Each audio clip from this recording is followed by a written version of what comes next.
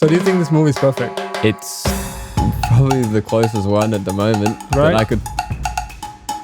Oh, because it's like everyone is on the spectrum, like not the one you're thinking of. He's doing bad things to Superman because he hates Superman. That's it.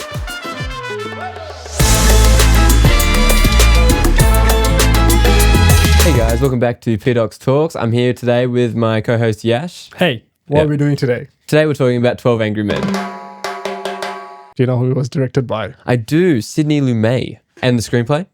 No idea. No idea. Reginald Rose. He's part of the Marvel Universe, actually, Is where he? we use the alliteration of R and R and everything. Yes, Peter Parker. Okay, Yes. moving on. Did you enjoy the movie? I loved it. Yeah? It's my top 5, man. Yeah? Top 5, yeah. Top 5. How all about you? time. Of all time, yeah. What Fair. about you? I love the movie. It's phenomenal. What do you like about it? What do you not like about it? Like, I mean, the blocking, the staging is amazing. I shouldn't say amazing. The blocking is amazing. Yeah. The camera work is amazing. Yeah. The writing is amazing. Like, there's no complaints at all. Yeah. And it was shot like a low budget, but you don't feel it at all. Not at all. Right? Yeah. What do you like about it? I love the stories, how the characters develop over time. Yeah. I like how each kind of character gets its own character arc. Yeah. It's like they're slowly evolving together, and he's slowly kind of teaching them about themselves, of what they do and don't like about things. Yeah. That's what I love the most. You like things that teach you a lot, huh? Yeah. Yeah. Call back to. Say it. You gotta say it. What are we calling back to? I don't know. What are we coming back to? Forgot the film. What's that film? Good Will Hunting. Good Will Hunting. If you were to pick something you didn't like about the film, I find this film particularly difficult, but what would you not like about this film? I already said there's nothing to not like Yeah, I know, about the right? film. Right. Yeah. The acting is amazing as well. Yeah. Like, I think too many white men. But then again, it's part of the It's the story. culture, It's just the story, Yeah. right? It's about how these white men Yeah. are trying to frame and then trying not to frame. Okay, here's one. If you were to make it now, how would you make it? I wouldn't. Fair? I wouldn't. I just wouldn't. I just want to keep it at the 50s. Keep the original. It's a classic. But for do the not. sake of the argument. Come on, man. I'm trying to evade this question. Would you have it in still one location? Would you keep Yeah, that? no, of course. Yeah. Yeah. Of course. Yeah. We don't need to change locations for No. the sake of it because we can afford it. No. Yeah. You shouldn't be doing that. Unnecessary. It's unnecessary. Yeah. Yeah. The script doesn't demand it. Yeah. It will be more of the. Would you have flashbacks? Or would you keep it like Keep that? it like that. We don't want to see. See, the whole point of the film is that you don't know what happened. Yeah, yeah. If you show flashbacks, then you really know what happens. You're left in the dark about Yeah. it, and then it slowly unravels. Right? Would you like the only reason I would think about doing flashbacks, because like in my head I like how it didn't, because I was flashing back in my head, but if you did, each flashback would look completely different. Yeah. True. That would be interesting, That'd be interesting. but I do like how it doesn't do that. Yeah. I'll change the narrative, I think. Yeah? I'll change it to suit the current world. How would But you, then again, there's not much you can change because I it mean, still someone kill, does. it's just a murder, right? Yeah, like it still does. just a murder, Yeah, but yeah, like yeah. there's still murders today. It's still murders today. There's still hate crimes and things happening. So it's still very relevant to today's society. But Actually, this could be really interesting if you did like, you had a whole room of politically diverse people. yeah. Right? Because nowadays it's really contentious, right? So you'd have everyone, I'm on the border here. Yeah, so my producer's going, no, at the moment, this is a really contentious topic, but I think it would be really interesting if you had a whole different politically diverse people from all scales of it, because it would really allow for lots of arguments, lots of angry men, and maybe women in there too. Yeah. Maybe 24 angry men. 12 angry men and 12 angry women. Yeah. So do you think this movie is perfect? It's probably the closest one at the moment that I could think of. Right? Yeah. I mean, there's always something you can say about other films. Yeah, like there's it's always it's really good, but then there's that. but that thing that just didn't. But what for is this that film, thing? it's like It's it's like, what can you say? yeah. I mean, we're doing this podcast and I had to do research on this to figure out what was actually wrong with this film. And I think Rotten Tomatoes gives it 100% or 97%. Damn. Something like that. But then again, it's not too much. I mean, what does that mean? But like, how did you take away, what did you take away for your writing for this film? The staging. The blocking. Yeah. Cool. Because, you put 12 men or 12 people inside a room and you let drama unfold. It's so beautiful to watch. So beautiful. Like, I want to make films like that. And my film Rise Back was kind of inspired by 12 Angry Men, I would say. It was just about, I think, 10 filmmakers inside a set. Yeah. That's what the film was about. 10 filmmakers plus a few extras, I think. Yeah.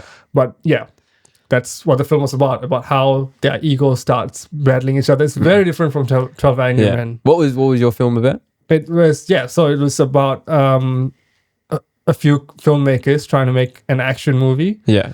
And things break out on set. A fight breaks out on set. And a lot of things unravel. Ego clashes happen. Yeah.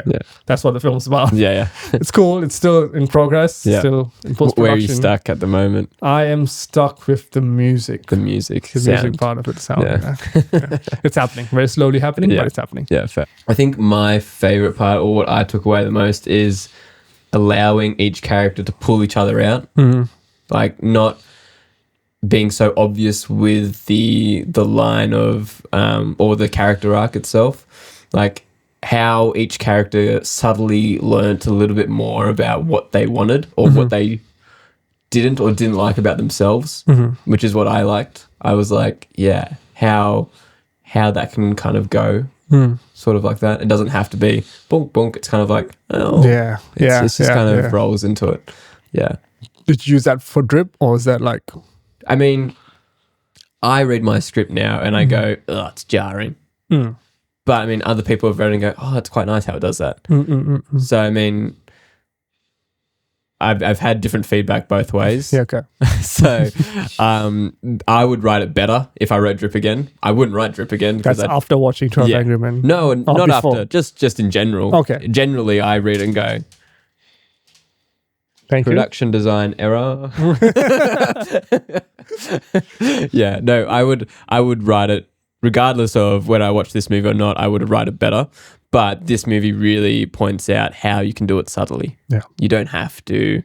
He is now the hero and he's not the hero and he's out and he's up and he's down. Yeah. It's smooth. Yeah. You can be on the spectrum. Everything is just. Very interesting thing because, I do not like writing black and white characters. No, because it's like everyone is on the spectrum. Like not the one you're thinking of, but it's of being good and bad. What do you think about there being too many? So I think there's this thing called rough heroes. Yeah. So do you know what a rough hero is? No. A rough hero is that hero that's not necessarily good. They're actually more bad, but you can't help but feel sympathetic about them. So not like an anti-hero. Kind of like an anti-hero. But, pretty much an anti-hero. Probably anti-villains, anti-heroes also works. Yeah. Is that a difference or is it the same thing? I think they're relatively similar. So like Batman and stuff like that. Batman's not. Punisher's an anti-hero. What's his name? Deadpool is an anti-hero. Batman's kind of an anti-hero. Batman doesn't kill. He's not a... Yeah, but he's not a great bloke. Yeah, he's not a great bloke, but let's not get into comics anyway. Yeah, okay. We get kind of that point of... It's kind of like Scorsese movies as well. So like... Departed? Yeah. Like they're very on the scale. Those are very... Yeah. They're just doing things because of the consequences of their actions. But what do you also think about... Do you think that's always good to write characters like that? If you were to look at it from a broader perspective... See, I think film needs to be realistic, but at the same time, we need to be a beacon of hope for people. Yeah. And sometimes you need extremely neutral, good people to be represented on screen so that people... Which I think is getting less and less. Which is getting less and less. Yeah. Yeah.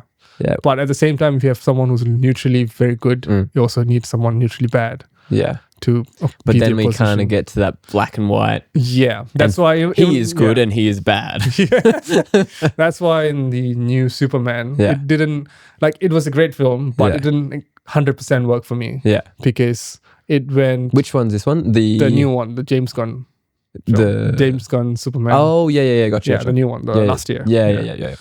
Yeah, it didn't 100%. It wasn't 100% for me, connect with me because it's not. I love Lex Luthor's the villains. The villain's main motive was not because he wants money or power or anything else. Yeah. He's doing things bad. He's doing bad things to Superman because he hates Superman.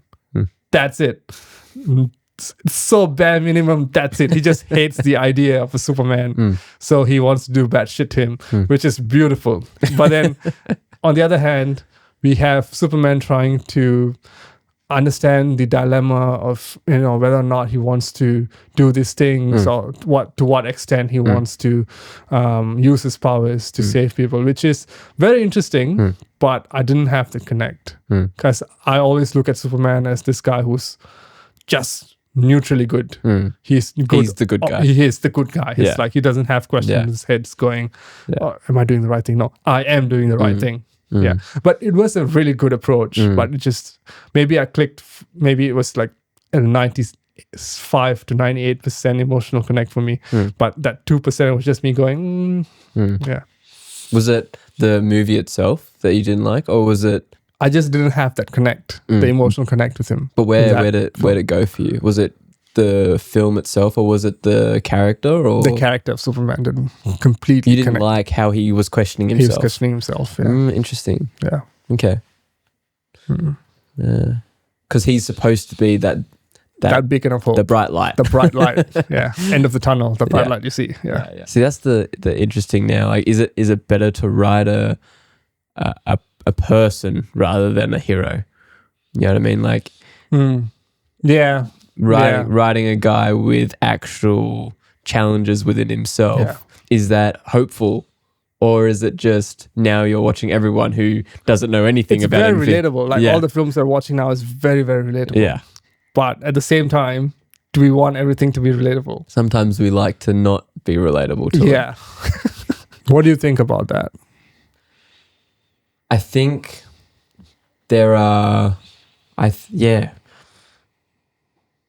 it's a really interesting question. I write my characters to explore ideas. Each character of mine is trying to explore a feeling on the inside for me. I don't like to write characters just for the sake of being realistic. Yeah. You know what I mean? Like, if sometimes there's a concept that I'm like, oh, it's so fascinating. Like, the interesting one was, the name of the talks is Paradox, and it comes from paradox. And I love how people can have paradoxes within themselves. That's kind of where I like to play. I like them having that. Everyone is complicated. Everyone's complicated. Yeah. But then you can also have like that guy who's super stoic, and you can play in that realm, and you define his character based on a type of philosophy, and then you base another character on a different type of philosophy that conflicts with that one and challenges each other. Because like, philosophy is great because none of them are right. Yeah. You know what I mean? All of them are up somehow. Yeah. All philosophies have limitations. Yeah. And that's the great thing about them. That's where we're going to finish up today, actually. We went super deep today. We went real deep. I need a coffee after this.